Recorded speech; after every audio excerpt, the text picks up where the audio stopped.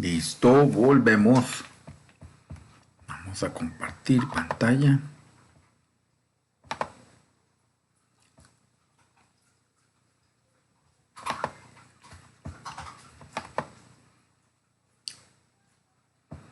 Mira que se esté viendo la pantalla. Sí. Ok. Entonces ahora sí, aquí vamos a llamar la distribución muestral de diferencias de proporciones. Dice, muchas aplicaciones involucran poblaciones de datos cualitativos que deben compararse utilizando proporciones o porcentajes. A continuación se citan algunos ejemplos. Por ejemplo, en educación, es mayor la proporción de los estudiantes que aprueban matemáticas que los que aprueban inglés. En medicina, es menor el porcentaje de los usuarios del medicamento A que presentan una reacción adversa que el de los usuarios del fármaco B que también presentan una reacción de ese tipo.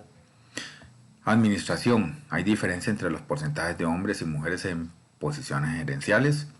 En ingeniería, existe diferencia entre la proporción de artículos defectuosos que genera la máquina A los que genera la máquina B.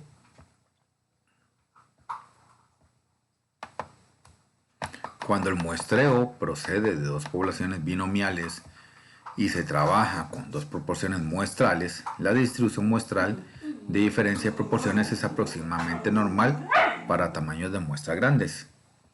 N1 por P1 mayor o igual a 5, N1 por Q1 mayor o igual a 5, N2 por P2 mayor o igual a 5 y N2 por Q2 mayor o igual a 5. Entonces hablamos de que el P1 y el P2, las proporciones 1 y 2, tienen distribuciones muestrales aproximadamente normales.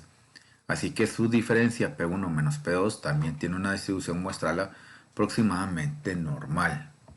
La muestra 1, proporción 1, muestra 2, proporción 2, muestra 3, proporción 3, muestra K, proporción K para la población 1. En la población 2 vamos a tener una muestra 1 con proporción 1, muestra 2 proporción 2, muestra 3 proporción 3, muestra K proporción K. Y las restas entre ellas que van aquí y va a ser la distribución muestral de diferencias de proporciones. Cuando se estudió la distribución muestral de proporciones se comprobó que la proporción, la mayúscula, va a ser el promedio de la poblacional y que la desviación estándar entonces va a ser la raíz cuadrada de P por Q entre el N. Por lo que no es difícil deducir que la diferencia de la población 1 menos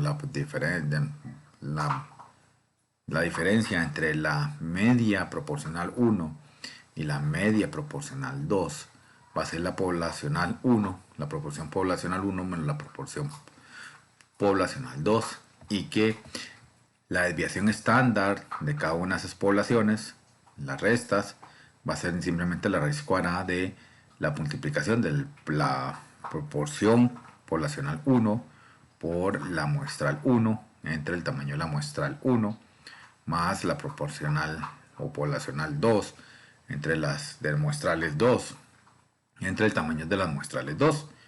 La fórmula que se utilizará para el cálculo de probabilidades del estadístico de diferencia de proporciones es este que está acá, este número Z, donde vamos a tener la diferencia de las poblacionales muestrales menos la diferencia de las proporcionales poblacionales entre la raíz cuadrada de cada una de ellas estudiadas ahí.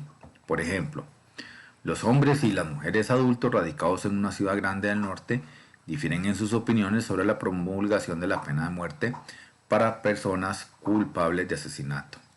Se cree que el 12% de los hombres adultos están a favor de la pena de muerte, mientras que solo 10% de las mujeres adultas lo están. Si se pregunta a dos muestras aleatorias de 100 hombres y 100 mujeres su opinión sobre la promulgación de la pena de muerte, determina la probabilidad de que el porcentaje de hombres a favor sea al menos 3% mayor que el de las mujeres. Entonces aquí viene este caso. Poblacional, la proporcional de los hombres 0.12, la poblacional de mujeres 0.10. Sabemos que vamos a tomar una muestra en hombres de 100 y en la de mujeres también de 100. Pero queremos que la poblacional, que la proporcional de hombres, la proporcional de mujeres sea mayor o igual a 0.03. ¿A cuánto equivaldrá eso? Se recuerda que se está incluyendo el factor de corrección 0,5 por ser una distribución binomial y se está utilizando la distribución normal. Entonces sabemos que, por ejemplo, a nivel poblacional, de esa diferencia es de 0,02. Vamos a pedirle que sea 0,03 para la muestral. Entonces, si hacemos 0,03 menos 0,5 entre el 100, que este es el tamaño de ambas muestras, me va a dar 0,0225. Si yo busco ese número z, va a ser 0,4562. Entonces aquí viene el asunto. La resta de las poblacionales, 0,025. Poblacionales muestrales. Las poblacionales, 0,12 menos 0,10. Y abajo sería la raíz cuadrada de 0,12 por 0,88 entre el 100 más 0,10 por 0,90 entre el 100. Eso me va a dar 0,11. Se concluye que la probabilidad, ese es el número z, 0,11. Pero debo de buscar en la tabla de los zetas al 0,11 que va a estar en la parte superior, y busco en la de la columna el que tenga el 100. Entonces yo voy acá a cruzar la vertical con la horizontal y dice que da 0,4562. Quiere decir que la probabilidad que el porcentaje de hombres a favor de la pena de muerte al menos 3% mayor que el de las mujeres es bastante alta, 0,4562. ¿Okay? Entonces vean que ahí se trabajan dos comparativas entre poblacionales muestrales, ¿verdad? Y me da esa apabullante proporción de que esa diferencia sea mayor, al menos mayor al 3%.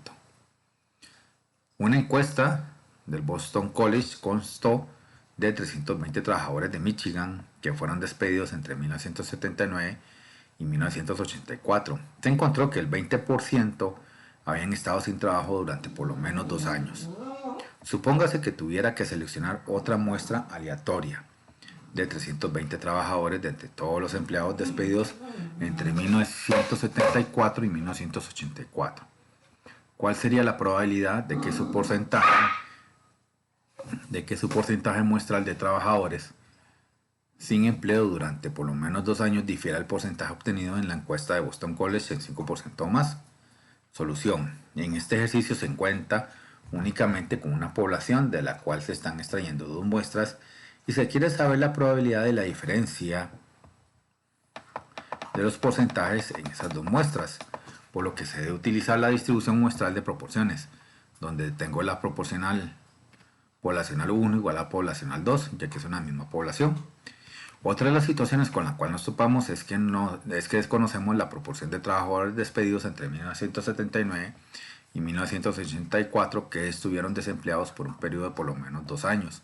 Solo se conoce la proporción 1, que es de 0,20, ya que el tomar una muestra de 320 trabajadores se observó esa proporción.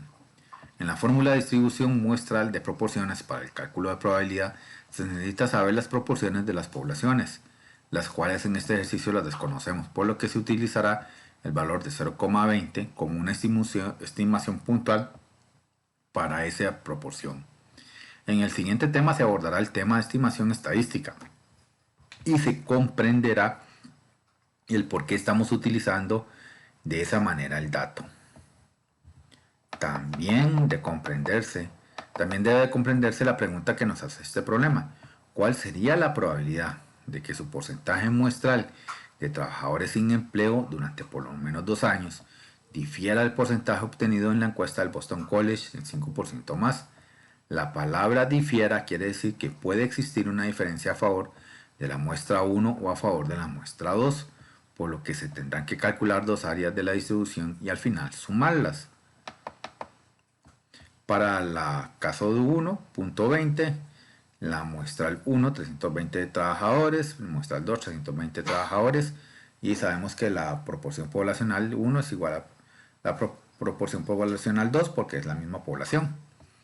Entonces hablamos de 0,063 en ambos casos, la resta es 0,5 en ambos extremos, menos 0,0484 en el caso primero porque estamos en en la parte negativa, o sea, tengo una resta mayor menos una resta menor de un valor menor menos un valor mayor. Y en el caso de la derecha, y tenemos ahí a 0,0484. En ambos casos sustituyendo, entonces vean que la diferencia de las proporciones muestrales es 0,0484 menos el 0, y la raíz cuadrada del punto 20 por punto 80 entre 20 más punto 20 por punto 80 entre 320, eso da 1,53. Y si lo hacemos en el lado izquierdo me da menos 1,53. En ambos casos, dado caso, si yo busco el z en la tabla de los zetas, el 1,53, para un n de 320 voy a encontrar para ambos 0,063. Si lo sumo sería 0,1260. Entonces la probabilidad de que su proporción muestral de trabajadores sin empleo durante por lo menos 2 años difiera del porcentaje obtenido en la encuesta del Boston College en 0,05 o más es de 0,1260. Aquí hay otro ejemplito bastante. Ven que los ejemplos aquí son abundantes. No voy a ahondar, ya vimos 2 ejemplillos, no voy a ahondar más en estos ejemplillos. Lo que quiero es que ustedes vean, por ejemplo, para qué es que sirve la distribución muestral. Aquí, por ejemplo, en este caso, para el número de defectos. Para el caso de los defectos es el control de calidad, y específicamente en los gráficos de control C se aplica esta distribución, la cual consiste en que al extraer un artículo contabilicemos el número de defectos que tiene ese artículo. Esta distribución muestral proviene de la distribución de Poisson, en la cual la media es lambda y que en este caso es el número promedio de defectos por unidad. Como ya es conocido, la varianza es la distribución de Poisson, es igual a lambda, por lo que se puede deducir la fórmula de la siguiente manera. El número z que voy a andar buscando va a ser el promedio de las muestrales menos el lambda entre la raíz cuadrada de lambda. Para la distribución muestral del número de defectos, la nomenclatura utilizada es C, sería el número de defectos por unidad de inspección, el C minúsculo. El C mayúscula va a ser el número de defectos promedio por unidad de inspección. Y se debe recordar que en la distribución de Poisson es una distribución discreta y se está utilizando la aproximación de la norma a la Poisson, debiendo aplicar el factor de corrección de más o menos 0,5 según sea el caso. La fórmula para la distribución muestral de número de defectos quedaría de la siguiente manera: C minúscula menos C mayúscula entre la raíz cuadrada de C mayúscula. Ejemplo: en cierta empresa se fabrican productos con promedio de 8 defectos por unidad. Determine la probabilidad de que el próximo producto inspeccionado tenga un número de defectos mayor o igual a 6, exactamente 7 o como máximo 9. Entonces vean que aquí los números z se calculan sustituyendo. Por ejemplo, 5,5 menos el 8 entre la raíz cuadrada de 8, 0,88. ¿Por qué es que 5,5? Porque 6 menos 0,5 me da 5,5. Para el caso del 6, aquí tenemos el C en 8. Y si yo busco el 0,88, ¿cuál es el P que le corresponde en la tabla de los zetas? Le corresponde un valor de 0,8106. Entonces la probabilidad de que el siguiente producto seleccionado tenga por lo menos 6 defectos de 0,8106. Si lo buscamos para el caso de 7, vean que otra vez 7 menos 0,5, 6,5, 7 más 0,5, 7,5. Entonces yo busco para un valor z entre 6,5 menos 8 entre la raíz cuadrada de 8, 0,53. 7,5 menos 8 entre la raíz cuadrada de 8, 0,17. Ven que es una probabilidad bastante alta. Si yo busco cuál es la probabilidad para cada uno de ellos y lo sumo, la probabilidad de que el siguiente producto inspeccionado tenga exactamente 7 defectos es de 0,1344 si buscamos en la tabla de los zetas. Y si lo quiero exactamente para 9, entonces 9 más 0,5, 9,5. Y 9 menos 0,5, 8,5. Entonces vean que trabajamos. Para mayores que 9 no trabajamos el menor. Simplemente vamos a trabajar el mayor. 9,5 menos 8 entre raíz cuadrada de 8. 0,53 para los z. Si buscamos el cruce entre el n de 8 y 0,53 me da 0,7019. La probabilidad de que el siguiente producto inspeccionado tenga lo más, me da efectos de 0,7019, que es bastante alta la probabilidad. Aquí hay algunos problemas propuestos, que no es el alcance del curso por el momento, sino que lo que interesa es la parte de la estimación. Porque en estadística inferencial es muy importante estimar. Ya cuando uno hace todos estos calculillos, eso es lo que andamos buscando con la parte de inferenciar. El objetivo principal de la estadística inferencial es la estimación. Esto es que mediante el estudio de una muestra de una población se quiere generalizar las conclusiones al total de la misma. Como vimos en la sección anterior, los estadísticos varían mucho dentro de sus distribuciones muestrales, y mientras menor sea el error estándar de un estadístico, más cercanos serán unos de otros sus valores. Existen dos tipos de estimaciones para parámetros, los puntuales y por intervalo. Una estimación puntual es un único valor estadístico y se usa para estimar un parámetro. El estadístico usado se denomina estimador. Una estimación por intervalo es un rango, generalmente de ancho finito, que se espera que contenga el parámetro. En la estimación puntual, la inferencia estadística está casi siempre concentrada en obtener algún tipo de conclusión acerca de uno o más parámetros, características poblacionales, y para hacerlo se requiere que un investigador obtenga datos muestrales de cada una de las poblaciones en estudio. Entonces las conclusiones pueden estar basadas en los valores calculados de varias cantidades muestrales. Por ejemplo, representamos con μ, el parámetro, el verdadero promedio de resistencia a la ruptura de conexiones de alambres utilizados para unir poleas o obleas de semiconductores. Podría tomarse una muestra aleatoria de 10 conexiones para determinar la resistencia a la ruptura de cada una y la media muestral de la resistencia a la ruptura. Se podía emplear para sacar una conclusión acerca del valor de μ. De forma similar, si la varianza de la distribución de resistencia a la ruptura, el valor de la varianza muestral se podría utilizar para inferir algo acerca de esa varianza poblacional. Cuando se analizan conceptos generales y métodos de inferencia, es conveniente tener un símbolo genérico para el parámetro de interés. Se utilizará la letra griega sigma para este propósito. El objetivo de la estimación puntual es seleccionar solo un número basados en datos de las muestras que representa el valor más razonable de la desviación estándar. Una muestra aleatoria de 3 baterías para calculadora podría presentar duraciones observadas en horas de 5.0, 6.4 y 5.9. El valor calculado de la duración media muestral es 5.77 y es razonable considerar que 5.77 como el valor más adecuado para μ poblacional o para la media poblacional. Una estimación puntual de un parámetro sigma es solo un número que se puede considerar como el valor más razonable de sigma. La estimación puntual se obtiene al seleccionar una estadística apropiada y calcular su valor a partir de datos de la muestra dada. La estadística seleccionada se llama estimador puntual de sigma. El símbolo, bueno, sí, aquí se le llama teta sombrero. Yo prefiero llamarlo sigma sombrero. Suele utilizarse para representar el estimador de sigma y la estimación puntual resultante de una muestra dada.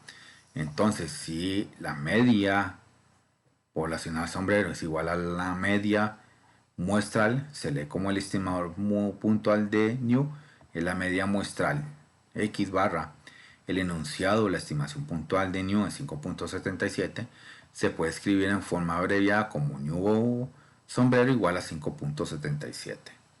Ejemplo.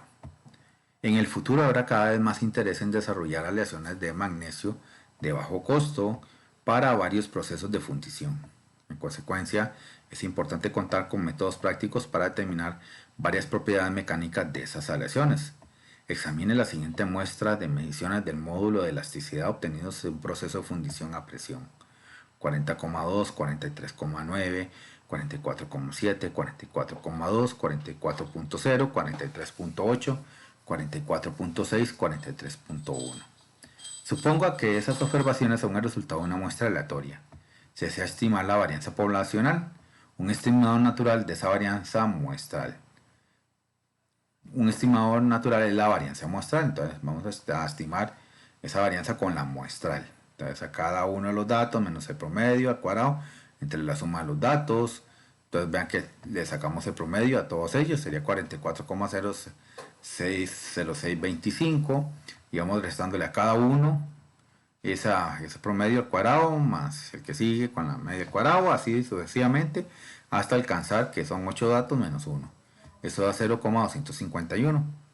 En el mejor de los casos se encontrará un estimador para el cual siempre ese sigma barra, sigma sombrero, va a ser igual al sigma o a la varianza de la población siempre. Sin embargo, sigma sombrero es una función de las X muestrales, por lo que en sí misma es una variable aleatoria. Y por supuesto, como toda variable aleatoria, vamos a tener que sumarle un error de estimación.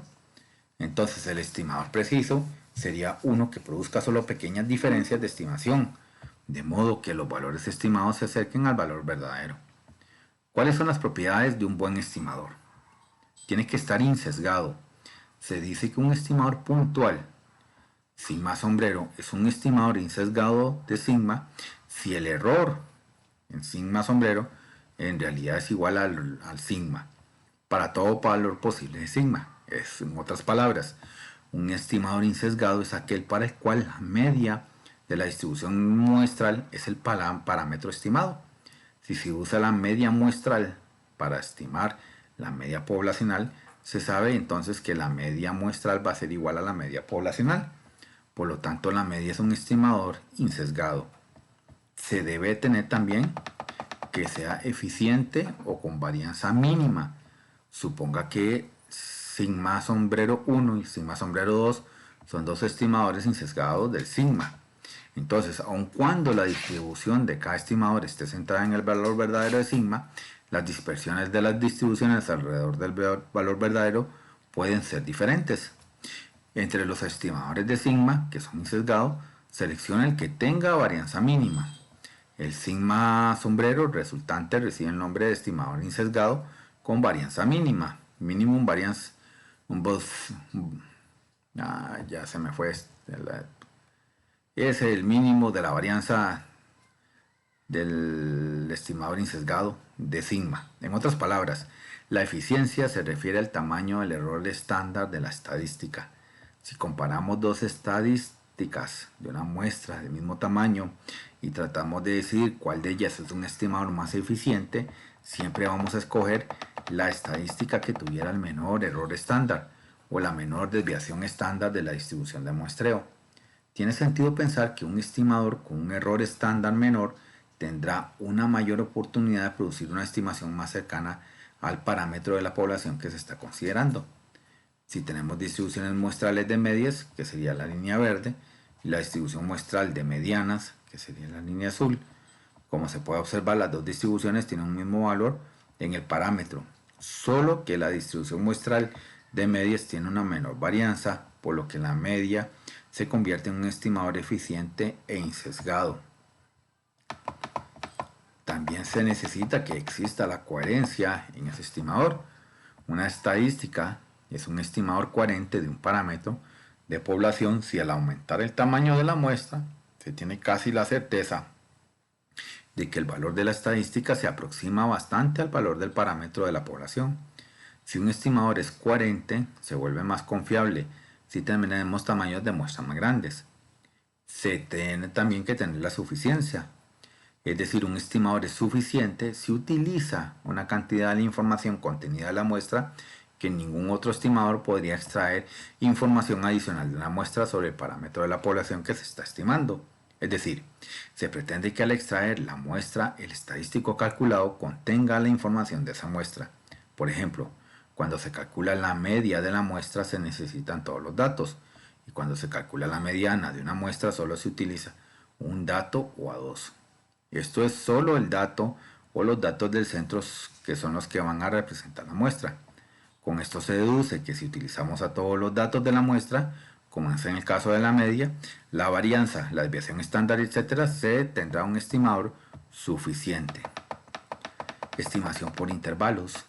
Un estimado puntual puede ser un solo número.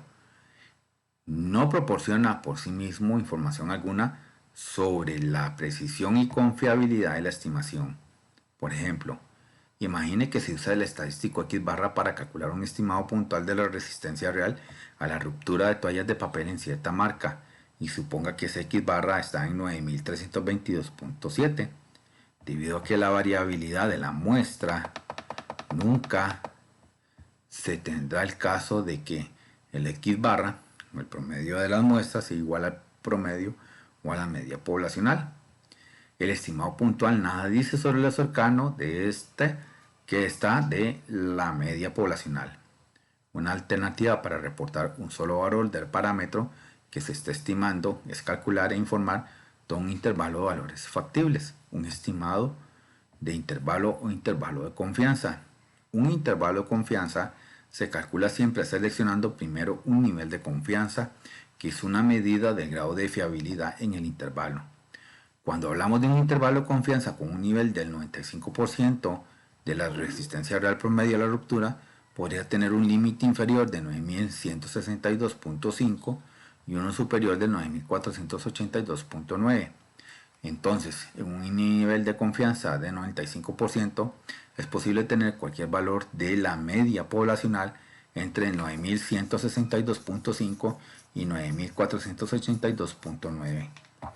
Un nivel de confianza del 95% implica que el 95% de todas las muestras daría lugar a un intervalo que incluya la media poblacional o cualquier otro parámetro que se esté estimando, y solo por 5% de la muestra producirá un intervalo erróneo. Cuanto mayor sea el nivel de confianza, podremos creer que el valor del parámetro que se estima está dentro del intervalo. Una interpretación correcta de la confianza al 95% radica en la interpretación frecuente de probabilidad a largo plazo, es decir, que un evento A tiene una probabilidad del 0,95, es decir, que si el experimento donde A está definido se realiza una y otra vez a largo plazo, A ocurrirá un 95% de las veces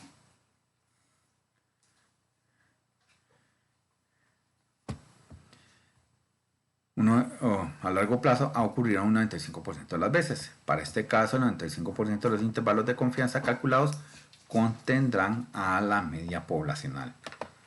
Valor verdadero de nu va a estar por acá en algún momento, centrado, pero vea que está cruzando a todos los posibles intervalos de confianza al 95%. Solamente un 5% estarían totalmente alejados o no estarían siendo cruzados por ese verdadero valor de la media poblacional.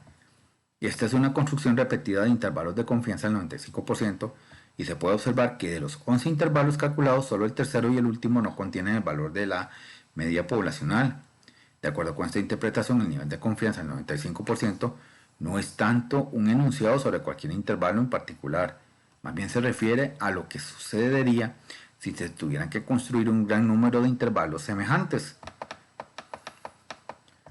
Ahora, si queremos encontrar un Z a partir de un nivel de confianza, existen varias tablas en las cuales podemos encontrar el valor de Z según sea el área proporcionada por la misma. En esta sección se realizará un ejemplo para encontrar el valor de Z utilizando tres tablas diferentes. Por ejemplo, vamos a encontrar el valor de Z para un nivel de confianza del 95%. Solución: se utilizará la tabla que tiene el área bajo la curva de menos infinito hasta Z. Si lo vemos gráficamente, vean que viene aquí desde menos infinito hasta ese número Z. El nivel de confianza bilateral está dividido en partes iguales bajo la curva. Es decir, está a punto 0,475 a partir del valor del estimador poblacional. Hacia la izquierda y hacia la derecha, en ambos casos 0,475. ¿Por qué? Porque la suma tiene que darme 0,95. ¿Ok? Ahora, en base a la tabla que se está utilizando, se tendrá que buscar el área de 0,975, ya que cada extremo o cola de la curva tiene un valor de 0,025. Entonces vamos a buscar el de 0,975. Ese estimador Si yo me voy a la tabla y busco dónde está el 0,975, es un valor que está en renglón horizontal, y subo, voy a encontrar el z de 1,96, por lo que el valor de z es de 1,96. Solución 2. Si se utiliza una tabla en donde el área bajo la curva es de 0 a z, en este caso solo tendrá que buscar dentro de la tabla el área de 0,475, y el resultado de este valor z será el mismo. Para este ejemplo, 1,96 en este caso, porque ahí se va a repetir. Y para la tabla en donde el área bajo la curva va desde z hasta más infinito, vean que es apenas 0,025. Se busca el valor de 0,025 para encontrar un z también de 1,96. Independientemente del valor de nivel de confianza, este será el procedimiento a seguir para localizar a los números z. En el caso de que no se encuentre el valor exacto, se tendrá que interpolar. Ahora, que llamamos estimación de la media. Es conocido a nosotros durante este curso que en base a la distribución muestral de medias que se generó en el tema anterior, la fórmula para el cálculo de la probabilidad es la siguiente. El z es el promedio de las muestras menos el promedio poblacional entre la desviación estándar poblacional entre la raíz cuadrada del tamaño de la muestra. Como en este caso no conocemos el parámetro y lo queremos estimar por medio de la media de la muestra, solo se despejará la media de la fórmula anterior, quedando la parte siguiente. La media poblacional va a ser igual al promedio muestral más menos el número z del intervalo de confianza por la desviación estándar entre la raíz cuadrada del número de las muestras. De esta fórmula se puede observar que tanto el tamaño de la muestra como el valor de z se conocerán.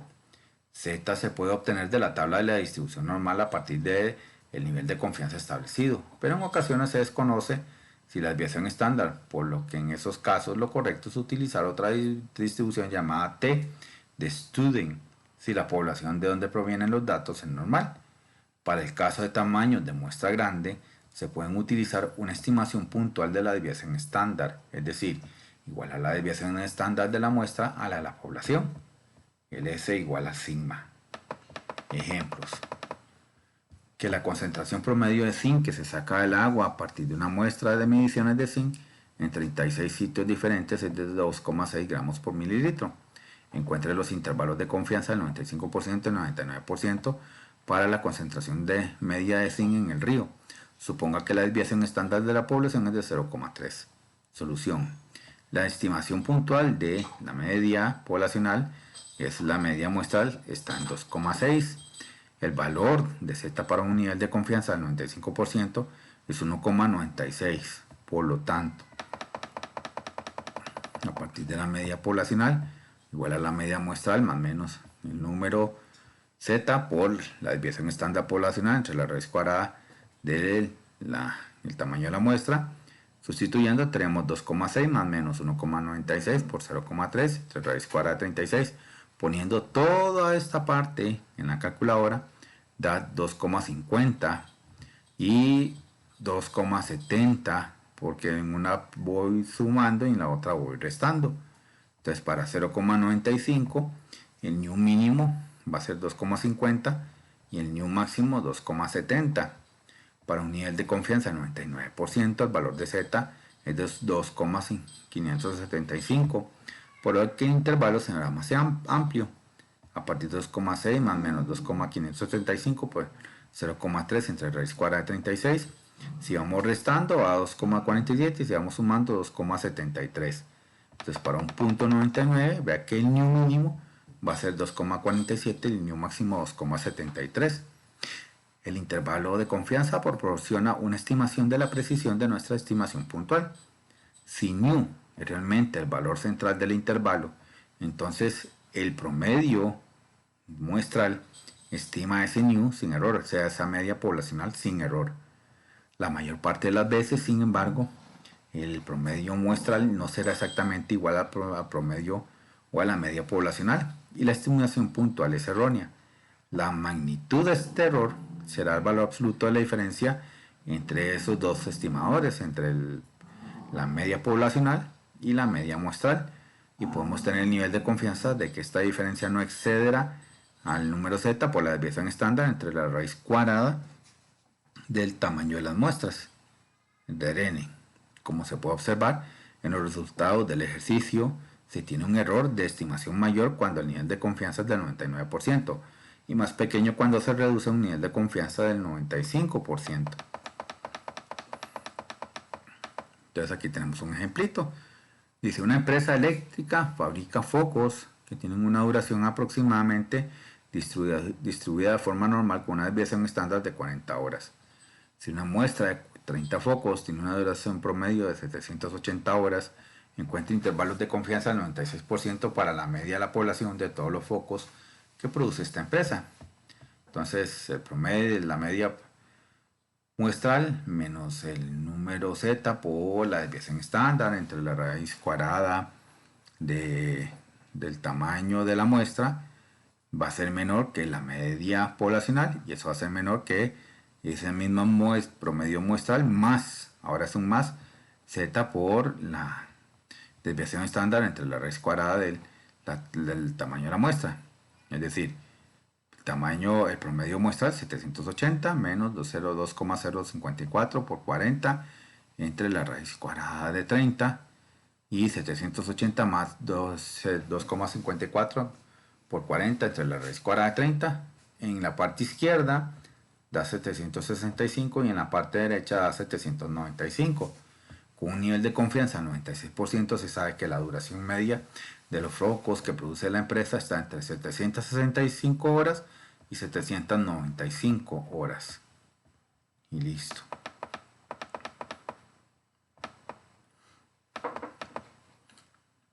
Este es otro ejercicio, pero ahora vámonos para la estimación de una proporción. Un estimador puntual de la proporción P en un experimento binomial está dado por la estadística que esa proporción va a ser siempre el x entre n, donde x representa el número de éxitos en n pruebas. Por lo tanto, la proporción de la muestra va a ser p x entre n y se utilizará como estimador puntual del parámetro p. Si no se espera que la proporción p desconocida esté demasiado cerca de 0 o de 1, se puede establecer un intervalo de confianza para p al considerar la distribución muestral de proporciones. O sea, el z es igual a la proporción de la muestral menos la proporción poblacional, raíz cuadrada de la proporción poblacional por el q entre el n, donde el n es el tamaño de la muestra. Al despejar p de esta ecuación nos queda, y aquí sí vamos a tener un caso interesante porque esa proporción va a ser siempre la proporción muestral más menos z, pero ahora por la raíz cuadrada del p por q entre el n. En este despeje podemos observar que se necesita el valor del parámetro p, y es precisamente lo que queremos estimar, por lo que lo sustituiremos por la proporción de la muestra p, siempre y cuando el tamaño de la muestra no sea pequeño. Entonces vamos a hablar que la proporcional va a ser p más menos z por la raíz cuadrada de p por q entre el n. Vea que la sustitución se está haciendo dentro de la raíz cuadrada. Cuando el n es pequeño y la proporción desconocida p se considera cercana a 0 o a 1, el procedimiento del intervalo de confianza que se establece aquí no es confiable. Por lo tanto, no se debe utilizar. Para estar seguro se debe requerir que n por p o n por q sea mayor o igual a 5, mínimo. El error de estimación se le da la diferencia absoluta entre p, la proporción muestral, y la proporción poblacional. Y podemos tener el nivel de confianza de esta diferencia no excederá a z por la raíz cuadrada de p por q entre el n. Ejemplo. Un fabricante de reproductores de discos compactos utiliza un conjunto de pruebas amplias para evaluar la función eléctrica de su producto. Todos los reproductores de discos compactos deben pasar todas las pruebas antes de venderse. Una muestra aleatoria de 500 reproductores tiene como resultado 15 que fallan en una o más pruebas. Encuentra un intervalo de confianza del 90% para la proporción de los reproductores de discos compactos de la población que no pasan todas las pruebas. Entonces aquí tenemos solución n igual a 500, la proporcional sería 15 entre 500 0.03. El Z para un punto 90 de confianza buscado en la tabla va a ser 1,645. Entonces la proporción poblacional va a ser la proporción muestral más menos Z, es cuadrada del P por Q entre N. Es decir, 0.03 más menos 1,645 buscado en la tabla, raíz cuadrada de 0.03 por el Q, que sería 0.97, ¿verdad? Lo que le falta para decir 1 al punto 03, entre 500 y raíz cuadrada de eso. Si se lo restamos al punto 03, más 0,0237, y si se lo sumamos sería 0.0376. Se sabe que con un nivel de confianza 90%, que la proporción de discos defectuosos que no pasan la prueba en esa población está entre 0.0237 y 0.0376. ¿Okay? Ahí viene otro ejemplillo de las proporcionales. Pero si se requiere un menor error con un mismo nivel de confianza, solo se necesita aumentar el tamaño de la muestra. Vean lo importante que es, si yo quiero minimizar el error, debo de aumentar el tamaño de la muestra para que ocurra eso. Y si hacemos la estimación de la diferencia entre dos medias, si se tienen dos poblaciones con medias ν1 y ν2 y varianzas sigma 1 al cuadrado y sigma 2 al cuadrado, respectivamente, un estimador puntual de la diferencia de esas medias estará por las medias muestrales en diferencia. Por tanto, para obtener una estimación puntual de la diferencia de las medias, se les seleccionan dos muestras aleatorias independientes, una de cada población de tamaño N1 y N2, y se calcula esa la diferencia para las medidas muestrales, recordando que la distribución muestral de diferencia de medias tiene como número Z es cálculo a través de esta formulilla, el x1 menos el x2 menos el ν1 menos el ν2 entre la varianza 1 al cuadrado entre el tamaño de la muestra 1 más la varianza 2 entre el tamaño de la muestra 2. Al despejar esta ecuación, el ν1 y el ν2, entonces se tiene que la diferencia muestrales más menos Z por la raíz cuadrada de estas de varianzas entre el tamaño de la muestra, ¿verdad? En el caso de que se desconozcan las varianzas de la población y los tamaños de muestra sean mayores a 30, se podrá utilizar la varianza de la muestra como una estimación puntual, ya que entre más grande la muestra, mejor el estimador. Y aquí tenemos varios ejemplos, pero ahorita no me voy a meter a la parte de los ejemplos porque ya se nos está acabando el tiempo de hoy. Vamos a tener también la estimación de la diferencia de dos proporciones. Entonces, en la sección anterior se vio el tema de la generación de las distribuciones muestrales, en donde se tenía el valor de los parámetros. Se les seleccionaban dos muestras y podíamos calcular la probabilidad de comportamiento de los estadísticos. Para este caso en particular se utilizará la distribución muestral de diferencia de proporciones para la estimación de las mismas, recordando la formulilla. Si se despeja el P1 menos el P2, que está en mayúscula aquí del lado derecho del numerador, después de la resta, y lo despejamos, vean que la diferencia de las proporcionales de las muestras, más menos los zetas por las raíces cuadradas. Aquí se tiene el mismo caso en que en la estimación de una proporción, ya que al hacer el despeje nos quedan las dos proporciones poblacionales y es precisamente lo que queremos estimar, por lo que se utilizarán las proporciones de la muestra como estimadores puntuales. Y ahí vienen otros par de ejemplos de cómo es que se deben de trabajar. Ahora, la gran pregunta es, cuando yo hago investigación, ¿qué tamaño de muestra debo de tener para esas estimaciones? Al iniciar cualquier investigación, la primera pregunta que surge es ¿de qué tamaño debe ser la o las muestras? La respuesta a esta pregunta la veremos en esta sección con conceptos que ya se han visto a través del material. ¿Cómo calculo el tamaño de la muestra para estimar una media? ¿Qué tan grande debe de ser una muestra si la media muestral que se va a usar para estimar la media poblacional? La respuesta depende del error estándar de la media. Si este fuera 0, entonces se necesitaría una sola media que sería igual necesariamente la media poblacional desconocida, ¿no? Porque ese sigma yo lo quiero que sea 0. Este caso extremo no se encuentra en la práctica, pero refuerza el hecho de que mientras menor sea el error estándar de la media, menor es el tamaño de la muestra necesario para lograr un cierto grado de precisión. Se estableció antes que una forma de disminuir el error de estimación es aumentar el tamaño de la muestra. Si este incluye el total de la población, entonces el valor absoluto del promedio o la media muestral menos la media poblacional será igual a 0. Con esto en mente, parece razonable que para un nivel de confianza fijo sea posible determinar un tamaño de la muestra tal que el error de estimación sea tan pequeño como queramos. Para ser más precisos, dado un nivel de confianza y un error fijo de estimación E, se puede escoger un tamaño de muestra n tal que es la probabilidad de que esa diferencia sea menor que el E para el nivel de confianza que yo quiero.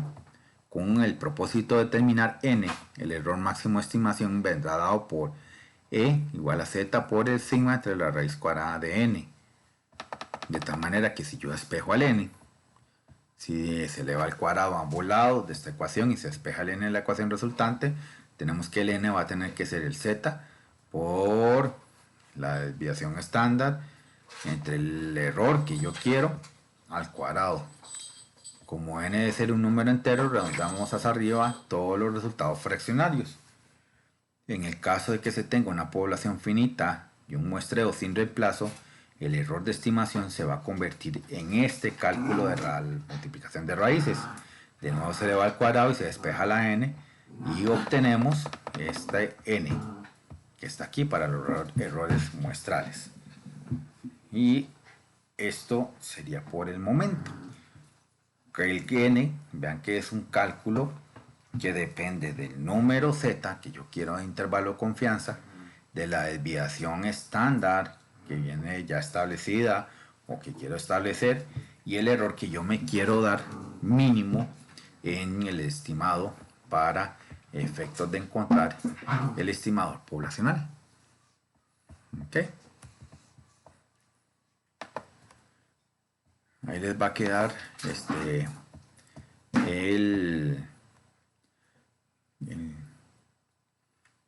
¿cómo se llama? La grabación. Les va a quedar también el documento, este documento, para que ustedes vean sobre todo el tamaño de la muestra, cómo es que obtiene uno un tamaño de muestra razonable. Se habla por lo general de 30, ya con 30 es más que suficiente.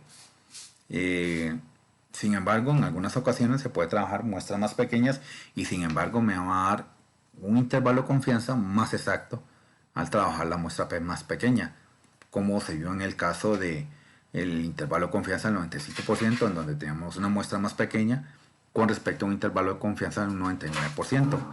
Entonces eso ya va a depender de qué tan preciso quiero yo que sea mi estimador con respecto al poblacional. Y este es el curso de estadística inferencial. Espero que les haya aportado un poquitito, que les haya aclarado un poquitito de cómo es que se hace con respecto a una tesis, y que fuimos avanzando poquito a poco, ¿verdad? Desde el punto de vista teórico a través de las clases. Y muy agradecido con ustedes.